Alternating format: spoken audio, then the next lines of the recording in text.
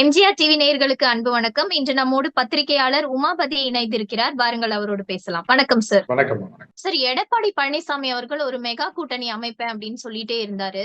ஆனா எந்த கட்சியுமே அவர் பக்கம் போன மாதிரியே தெரியல. அதுக்காக தான் இப்போ இழுத்தாங்க. அது அவர் செஞ்சிடக்கூடாதுன்றதுக்காக தான் எல்லா கட்சியும் கதவு திறந்து வச்சாங்க. அண்ணாமலை போன வாரம் நீங்க பாத்தீங்கன்னா தெரியும். 10 நாளைக்கு முன்னாடி எங்களுடைய கதவு திறந்திருக்குன்னாரு, ஜன்னல் திறந்திருக்குன்னாரு, பின் கதவு திறந்திருக்குன்னாரு, எல்லா கதவும் திறந்திருக்கு அப்படின்னு. யாருமே வரல. டப்புன்னு மிரட்டி தூக்கிட்டாங்க. தூக்கி யார் யாருக்கு ஒவ்வொரு வேலை இருக்கும் அந்த வேலையை கொடுத்து தூக்கிட்டாங்க. இப்ப யார போய் அவர் சேர்ப்பாரு? எடப்பாடி அப்படின்ற ஒரு நக்கல் தான். வாங்கிட்டோம்ல, முன்னாடியே வாங்கிட்டோம்ல அப்படின்ற மாதிரி. ஸோ அந்த மாதிரி வந்து ஒரு நிலையில எடப்பாடியை தள்ளி விட்டாங்க. சார், இறுதி வரைக்கும் பாஜக எடப்பாடி பழனிசாமியோட ரொம்ப தீவிரமா கூட்டணிக்கு முயற்சி செஞ்சுட்டு இருந்ததா சொன்னாங்க. இன்னைக்கு கூட சில தலைவர்கள் எல்லாம் இப்பயும் கூட அதான் பண்ணிட்டு இருக்காங்க. இப்பயும் கூட அந்த 7ஆம் தேதி அனுப்பின லெட்டர் வந்து 10ஆம் தேதி இவர் கைக்கு வந்திருக்கு. இப்பயும் கூட ஒன்றும் மோசம் போல. டக்குன்னு சேர்ந்துட்டா கட்சி தப்பிக்கும், நீங்களும் தப்பிப்பீங்க, அந்த கட்சிக்கு நீங்க பொதுச் செயலாளராக இருப்பீங்க. இப்ப கூட ஒன்றும் மோசம் போல. எலெக்ஷன் அறிவிக்கிறதுக்குள்ள வந்து சேர்ந்துருங்க. அதனாலதான் நாங்க வந்து எங்க வேட்பாளர் அறிவிப்பை கூட ஹோல்டு பண்ணி வச்சிருக்கோம். அதனால பார்த்து நடந்துக்குங்கன்னு இப்ப வரைக்கும் மிரட்டிட்டாரு. பாஜக எடப்பாடி பழனிசாமியை இந்த அளவுக்கு துரத்திட்டே இருக்காங்க சார். துரத்திட்டு அந்த கட்சியை காலி பண்ணணும்னா விலை கொடுத்து வாங்கி நம்ம ஆளா வச்சுக்கிட்டோம்னா நம்ம காலி பண்ணிடலாம்ல. கூடயே வச்சு கழுத்தறுக்கிறது தான். அப்ப கூட வரலைன்னா எப்படி நம்ம கழுத்தறுக்க முடியும்? அதனால எடப்பாடி பழனிசாமி வந்து எனக்கு அடிமையா இருக்கணும், இல்லைன்னா அவனை காலி பண்ணிடுவேன் தான். அப்ப எடப்பாடி பழனிசாமி எவ்வளவு நாளைக்கு தான் அந்த மாதிரி இருக்க முடியும்? அவர் வந்தாரு, இது பண்ணாரு, அது பண்ணாரு, ஒரு ஆட்சிக்கு வந்தாரு, 4 வருஷம் ஆட்சி பண்ணாரு. இனி போய் எவனுக்கோ அடிமையா இருக்கு. இதுக்கெல்லாம் காரணம் இவங்க தேடி போனதுதான். முதல்ல தெரியாம தேடி போய் ஜியை சந்திச்சு, அதை சந்திச்சு, இதெல்லாம் தேவையில்லாத வேலை. தமிழ்நாட்டுடைய மானத்தை காப்பாத்தாம அங்க போய் நின்னதோட விளைவு இன்னைக்கு அவங்க. இப்ப நீங்க ஒரு ரவுடிகிட்ட போய் சரண்டர் ஆயிட்டீங்க.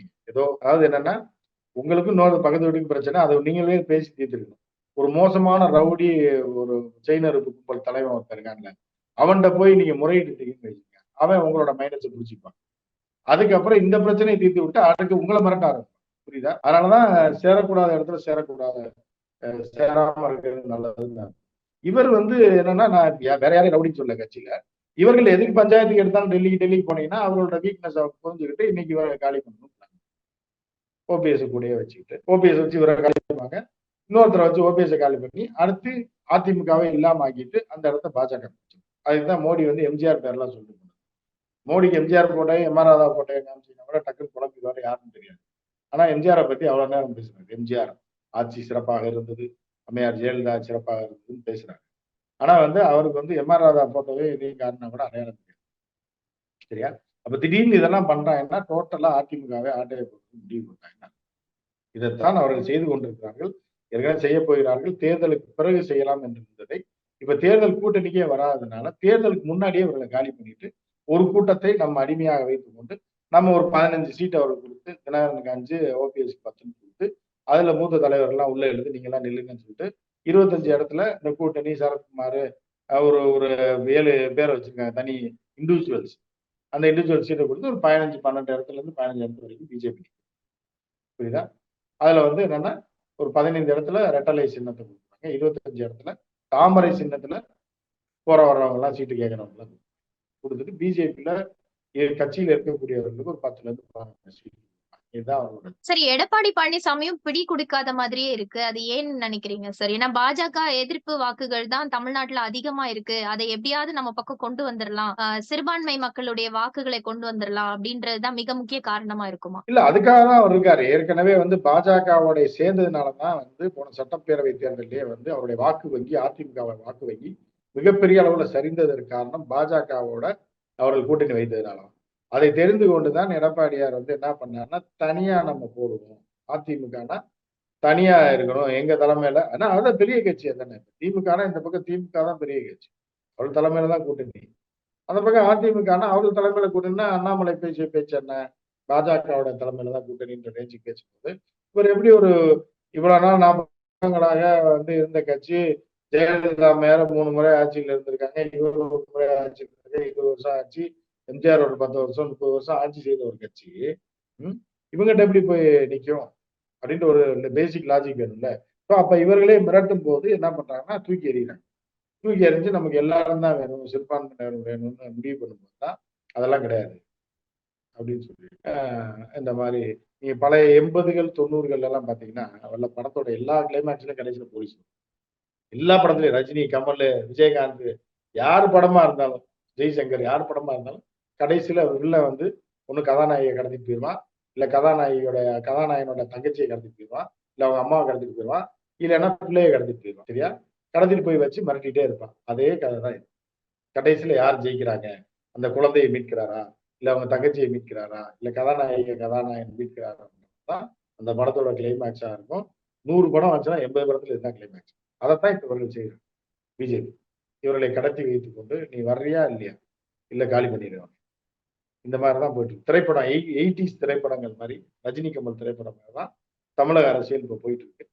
பாஜகவும் அந்த ஸ்டைல்ல தான் இப்ப அதிமுக மிரட்டி கொண்டிருக்கிறது. இதுல யார் ஜெயிக்கிறாங்கன்றது இன்னும் ஒரு வாரத்துல தெரிஞ்சிடும்.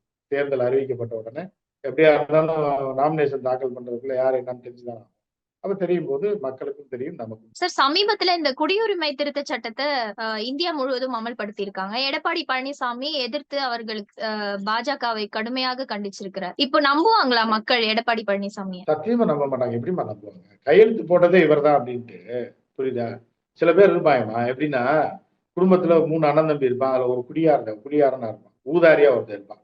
3 பேருக்கு அவங்க அப்பா இறந்தானே ஆளுக்கு 1 லட்சம் ரூபாய் 3 லட்சத்துக்கு விற்கிறாங்கன்னா பிரிச்சு கொடுத்துருவாங்க. ஒருத்தன் அந்த 1 லட்சத்தை கொண்டு போய் இன்வெஸ்ட் பண்ணுவான், ஒருத்தன் வந்து ஏதாவது கொண்டாடி நகையை வாங்கி போடுவான். 3வது இருக்க அந்த குடியார நாய் என்ன பண்ணுன்னா குடிச்சிட்டு போறான். குடிச்சு காலி பண்ணிட்டு திருப்பி வந்து பஞ்சாயத்து வைக்கும். எனக்கு சொத்துல பங்கு கொடு, இல்லைன்னா காசு கொடு, 10,000 ரூபாய் செலவு கொடு, அந்த முன்னாடி இடத்த நீ முன்னாடி பகுதியை நீ எடுத்து கூட ரேட்டுக்கு வித்துட்ட அப்படின்னு கரைச்சல் கொடுத்துட்டே இருப்பான். சோ அந்த மாதிரி அப்ப அவனை வந்து நம்புவாங்களா?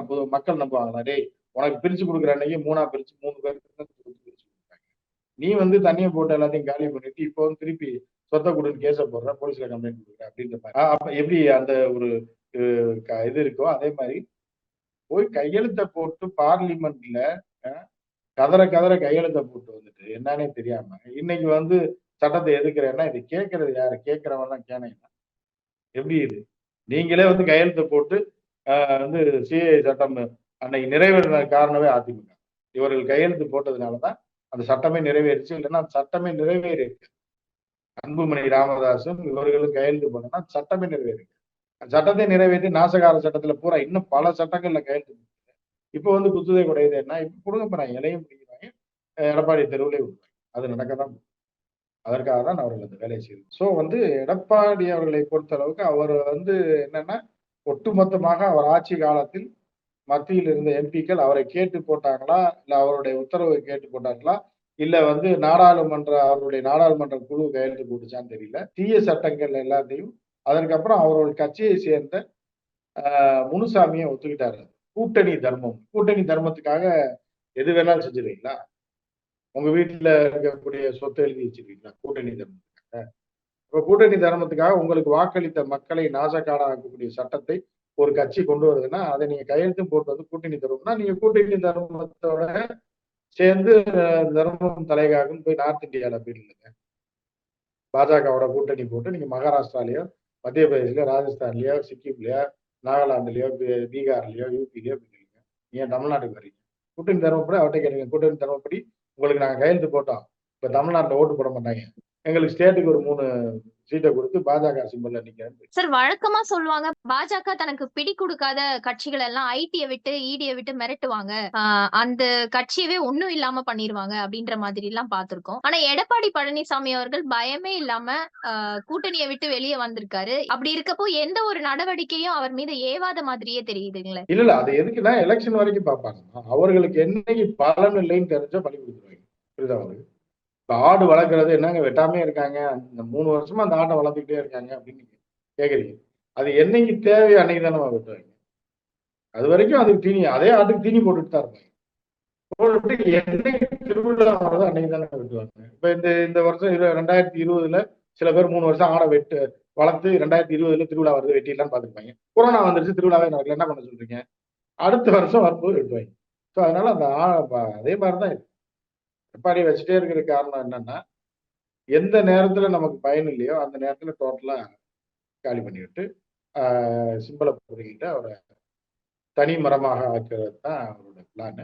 அது விரைவில் நடக்கும். இந்த தேர்தலுக்கு முன்னாடி நடக்கிறதுக்கு வாய்ப்பு இருக்கு. நாடாளுமன்ற தேர்தல் முடிந்ததுக்கு பிறகும் நடப்பதற்கான வாய்ப்பு இருக்கு. இல்ல அதுக்கப்புறம் சட்டமன்ற தேர்தல் வருவது அவ்வளோ லாங்கா தான் முதல்ல பிளான் போட்டாங்க. இப்ப வந்து ரொம்ப ஃபாஸ்ட்டா வந்து என்ன ஆகுதுன்னா, இந்த ஒரு நாடாளுமன்ற தேர்தலுக்கு முன்னாடியே நடக்குது.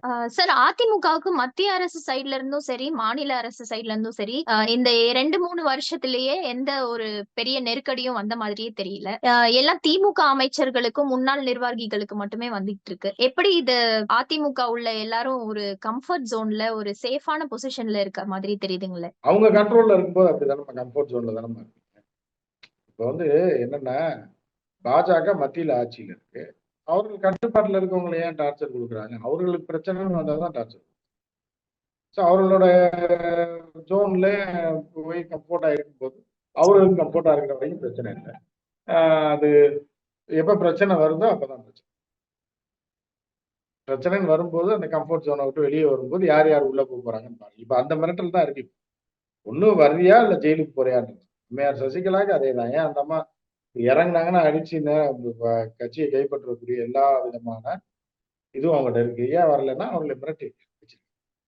உங்க மேல இருக்க கேஸ் போறா உடனே ஜெயிலுக்கு நீங்க போகணுமா இல்ல வெளியில கடைசி காலத்தை கழிக்கலாம்னு நினைக்கிறீங்களா அப்படின்ற மாதிரியான இதனாலதான் அதே மாதிரிதான் இவர்களே வைத்து. சார், சமீபத்துல ஒரு தொலைக்காட்சியினுடைய கருத்து கணிப்பு வந்திருந்தது. 2வது இடத்துக்கு பாஜக வந்துரும், 3வது இடத்துக்கு அதிமுக தள்ளப்படும் அப்படின்ற மாதிரி. அப்படி நடக்க வாய்ப்பு இருக்கா? இல்ல நடக்க வாய்ப்பு இருக்கா அப்படின்னா என்னன்னா, அவர்கள் வந்து இப்ப என்னன்னா சர்வே எல்லாமே ஒரே சர்வே இல்லாம ரிசல்ட் அவங்க கொடுத்துருவாங்க. புரியுதா? இந்த மேக்ஸ்ல எல்லாம் பாத்தீங்க அப்படின்னா ரிசல்ட் இருக்கும். அதை நீங்க ஃபார்முலா போட்டு உடைச்சு அதோட இதை கொடுக்கணும் நீங்க. ஒரு ஸ்டெப் பை ஸ்டெப்பா அதை பண்ணி அந்த ரிசல்ட் வர வைக்கணும். புரியுதா?